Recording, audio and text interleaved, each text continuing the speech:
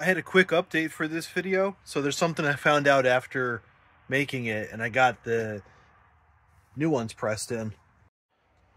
So I was able to work with Mercedes of Chandler, and they wrote me a repair order, and I got the bushings pressed in and the ball joint installed too.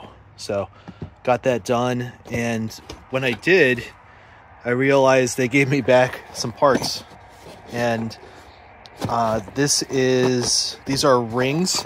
So the part I just showed was you take the rubber parts out.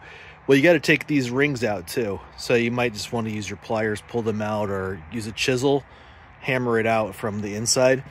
So I didn't realize that. That's part of the bushing.